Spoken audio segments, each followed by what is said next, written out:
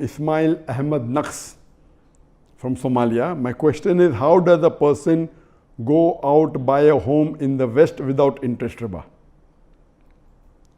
As far as if you don't have the money to buy the house completely, then but natural, you should not take loan from the conventional bank, which is riba based.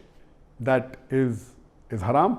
But many of the Western countries have Islamic alternatives. You can go to an Islamic bank, whether it be in UK, whether it be in America. There are Islamic banks which work on the Sharia principles. You can take a loan from the Islamic bank, which is not based on riba. It is based on a particular system called ijara, and various other options are there. Or it can be cost plus. In this system, very well you can take from Islamic bank and pay an installment. This is not dealing with riba.